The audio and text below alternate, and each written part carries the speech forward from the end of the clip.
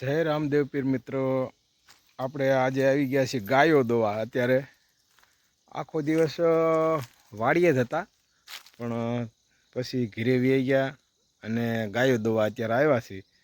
જો સાંજ પડી ગઈ છે, તમે મિત્રો જુઓ, સૂરજ લાલ થઈ ગયો છે. મિત્રો દેખાય છે ને?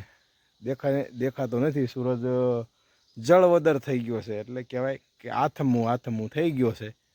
અને આપણે ગાયો દોવાનો ટાઈમ થઈ ગયો છે ને, તો કીધું એક નાનકડો એવો એક વિડીયો બનાવી નાખું મિત્રો.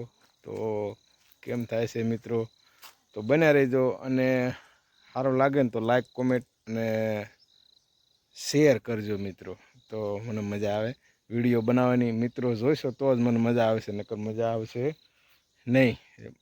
જોજો, પ્લીઝ જોજો યાર. તો હવે તમને હું બતાવી દઉં ને કે આપણે રજકો, લસણ અને ચણા પાકી જવા આવ્યા છે, એ તમને બધું બતાવી દઉં. તો હાલો મિત્રો, ચણા જોઈ લો. ચણા આ છે અમારું લસણ મિત્રો. લસણમાં ધાણા પણ છે, જોવા ધાણા છે જો. અને આની તો વાત જ નથી કર્યા જેવું. આમાં ધાણા જ નાખ્યા છે, પણ ખડનો કોઈ પાર નથી રહ્યો ભાઈ. ખડ અઢળક ખડ થઈ ગયું છે મિત્રો. ને આ છે મેથી, હવે પાકી ગઈ છે મિત્રો. ને આ છે રાઈ, ને આ જે રહ્યો ને એ રાયડો છે. આ રાય છે, પાતળી સિંગવાળી મિત્રો. આ છે રાજગરો, જોઈ લો તમે મિત્રો.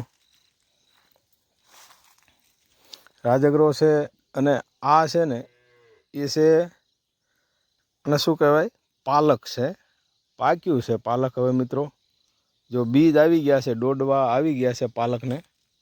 જુઓ તમે, આવડું પાલક થઈ ગયું છે. પાલકના દોડવા આવી ગયા છે મિત્રો. અને પાલક પકવવાનું પણ છે, એટલે પછી થોડુંક વાવી દઈશું આપણે પાલક. કેમ થાય છે, કેવુંક લાગે છે. અણના વર્ષમાં તો કર્યું છે. જો પાલકના પાંદડા ઘણા બધા છે. પાલકની ભાજી ખાતા હોય એ કોમેન્ટ કરજો મિત્રો. ઘણું બધું પાલક છે, બીજ આવી ગયા છે એમાં. આ છે અમારો રજકો મિત્રો. આ શું છે એની કોમેન્ટ કરજો તમે જરાક.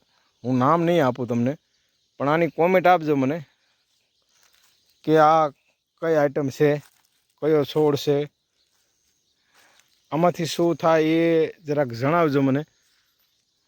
આ ફરાળ માટે કામ આવે એ છે આ.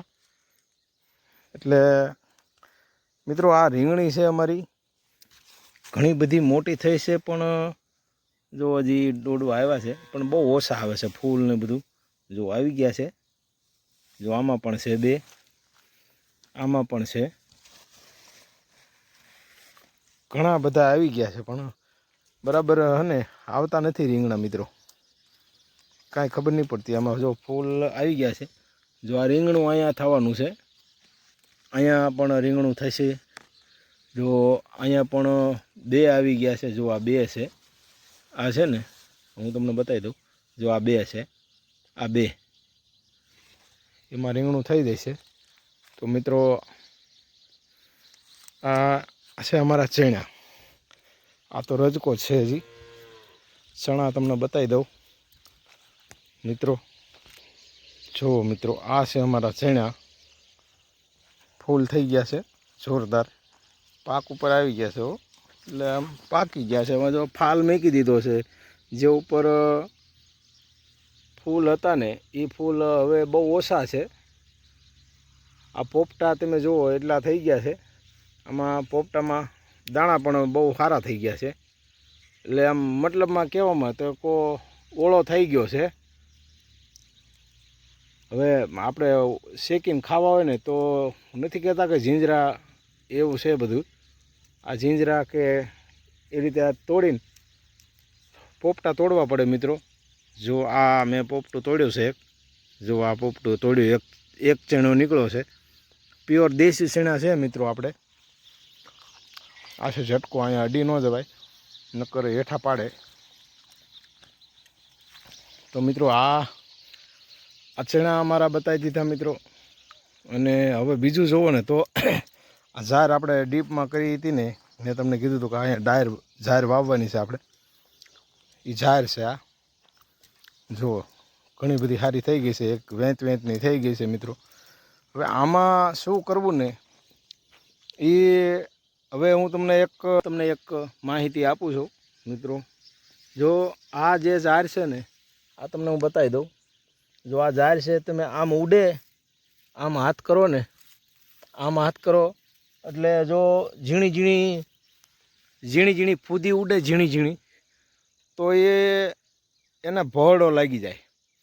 એટલા માટે એને એક સાસ લેવાની, 3-4 દિવસ કે 8 દિવસ જૂની ખાટી સાસ લેવાની મિત્રો. ને એમાં 250 ml ગૌખળ લેવાનું. એ પણ જૂનું હોય તો ચાલે, ના હોય તો ચાલે. 250 ગ્રામ ગૌખળ લેવાનું. અને જો સારું પડે તમારે, જો એવું તમે કરી શકો મિત્રો, તો લીમડાના પાંદ લેવાના 250 ગ્રામ કે 500 ગ્રામ લ્યો, જે કાંઈ લ્યો એ. અને ગૌખળ, આ ગૌખળ 500 ગ્રામ લેવાનું અને થોડું પાણી નાખવાનું. પછી લીમડાના પાંદ અને ગૌખળ અને પાણી જે કાંઈ તમે નાખ્યું બધું થઈને 500 ml રહે ને, 500 ગ્રામ જેવું રહે એટલે એને ઠારી નાખવાનું, ઉકાળી નાખવાનું. એને પહેલાં ઉકાળી નાખવાનું બધું ભેગું મિક્સ કરીને, લીમડાના પાંદ અને ગૌખળ પાણી ને ઉકાળી નાખવાનું તમે, એટલે દવા થઈ જાય, ઝેર જેવું થઈ જાય, કડવું. એટલે એ 500 ગ્રામ જેટલું રહે એટલું ઉકાળવાનું. ત્યાર પછી એને ઉતારી લેવાનું. ઉતાર્યા પછી ઠરી ગયા પછી એને આપણે પંપ છાંટવાનો આવે, દવા છાંટવાનો. એ દવા છાંટવામાં પંપમાં 500 ગ્રામ જેવું ગૌખળ, 250 ગ્રામ જેવું, અને બીજું પાણી, લીમડાનું પાન, બધું થઈને 500-250 ml રહેવું જોઈએ. અને બીજી કે 500 ગ્રામ જેવી સાસ લેવાની તમારે. એનો છંટકાવ કરો ને મિત્રો, તો આ બધી જે સફેદ ફૂદી છે ને, એ સફેદ ફૂદી બધી વહી જાય છે. આજે મેં છંટકાવ કર્યો છે એનો. 2 દિવસ પછી હું પાછો વિડીયો હું ચડાવીશ, તમે જોઈ લીજો મિત્રો.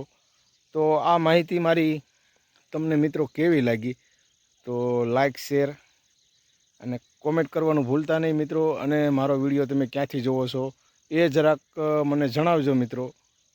તો આગળ માહિતી આપવાની મને મજા આવે મિત્રો, કે મારા મિત્રો ઘણા બધા છે. ખેડૂત માટેનો મિત્રો આ વિડીયો છે. તો કઈ રીતે માહિતી લાગી તમને. અને બીજું કે આવતી સાલ આપણે પાલક તો કરવાનું જ છે, ઘણું બધું કરવાનું છે. પાલકમાં બહુ સારું રહેશે મિત્રો. જય રામદેવ પીર, જય ગુરુદેવ, જય સિયારામ. લાઈક, કોમેન્ટ અને શેર કરવાનું ભૂલતા નહીં મિત્રો. જય ગુરુદેવ, જય ગુરુદેવ, જય ગુરુદેવ.